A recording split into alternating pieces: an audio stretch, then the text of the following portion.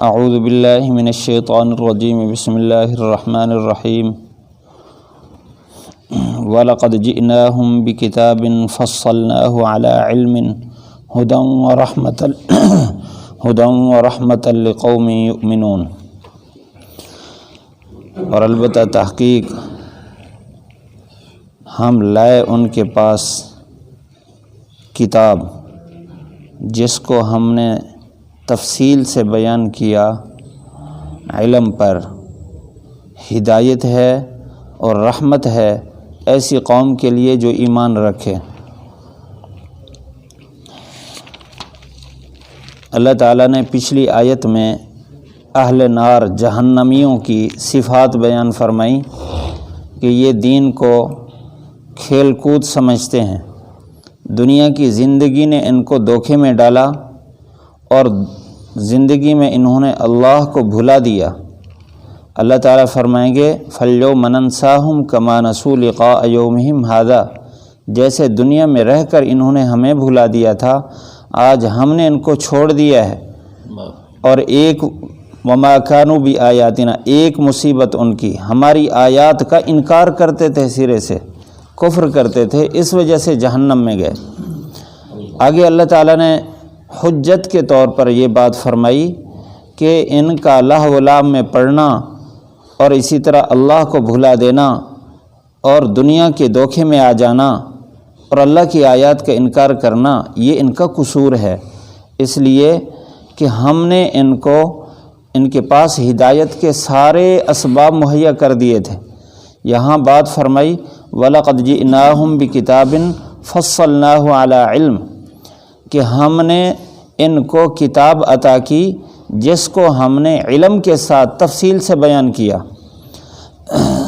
فصلناہ علی علم، اس پر مفسرین نے ایک بڑی تفصیل عرض کی، بیان فرمائی۔ فصلناہ علی علم، فرمایا ہم نے قرآن مجید کو تفصیل سے بیان کیا، قرآن مجید میں ہر چیز کی وضاحت کر دی۔ اب اس میں کئی ساری چیزیں ہیں، عقائد ہیں، اعمال ہیں، عبادات، معاملات، معاشرت، اخلاقیات۔ اللہ تعالیٰ نے قرآن مجید میں عقائد کو تو تفصیل سے بیان فرمایا، شرک کی صورتیں بیان فرمائی، پھر تمثیلات سے اس کو بیان فرمایا، پھر ان کے نمونے پیش فرمائے کہ پہلی قوموں میں سے جس نے بھی ایمان اختیار نہیں کیا، شرک کی صورتیں فلاں فلاں صورت اختیار کی، اللہ تعالیٰ نے ان کو کیسے ذلیل و خوار کیا، عذاب میں مبتلا فرمایا، اور جو اس سے بچ گئے، توحید پر رہے، اللہ کی ذات سے تعلق جوڑے رکھا، تو وہ کامیاب ہوئے۔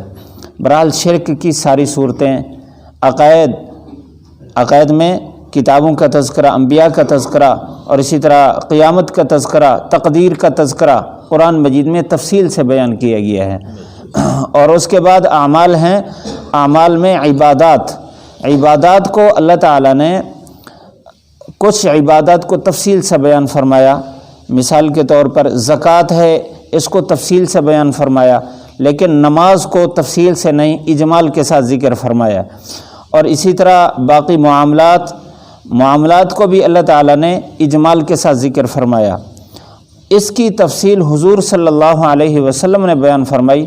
قرآن مجید میں اللہ تعالیٰ نے فرما دیا لِتُبَيِّنَ لِلنَّاسِ مَا نُزِّلَ إِلَيْهِمْ، کہ ہم نے جو اتارا ہے اجمال کے ساتھ، آپ لوگوں کو اس کی تفصیل بیان کریں۔ تو یہ بھی وحی کے ذریعے حضور صلی اللہ علیہ وسلم کی زبانی بیان کیا گیا، اس کو بھی تفصیل سے بیان کیا گیا ہے۔ اسی طرح معاشرت، اخلاقیات۔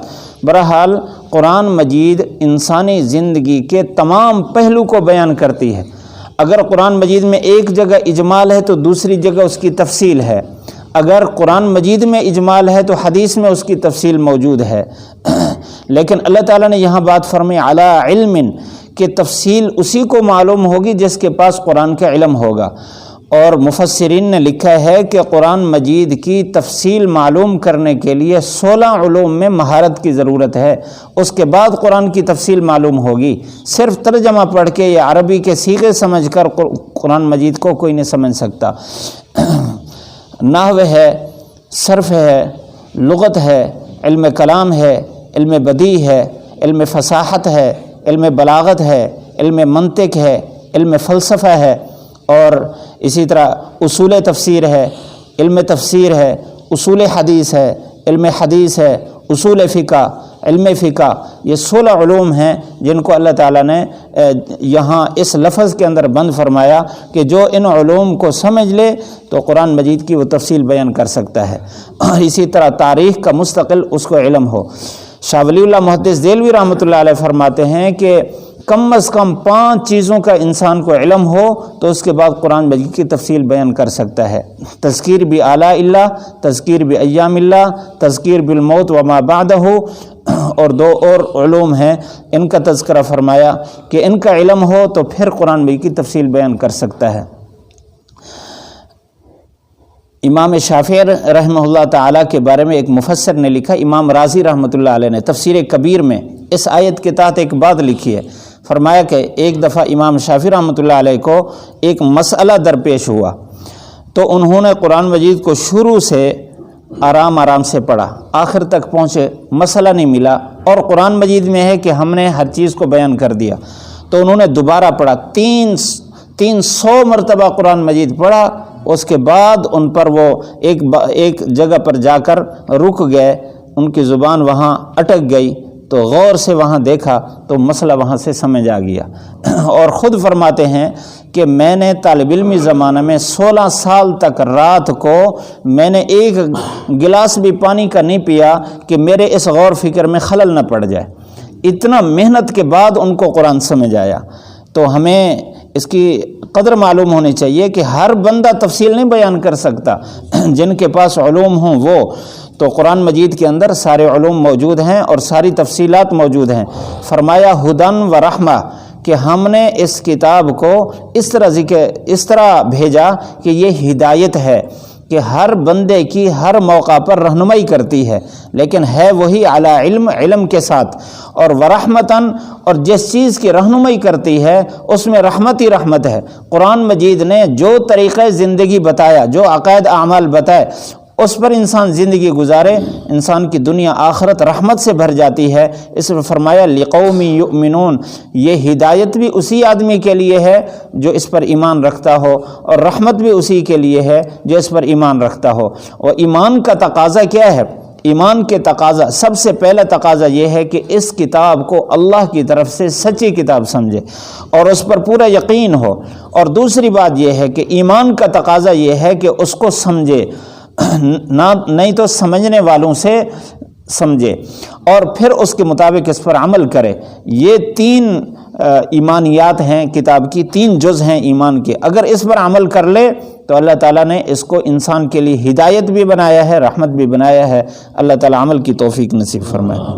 وَلَقَدْ جِئْنَاهُمْ بِكِتَابٍ فَصَّلْنَاهُ عَلَىٰ عِلْمٍ هُدًى وَرَحْمَةً لِقَوْمٍ يُؤْمِنُونَ۔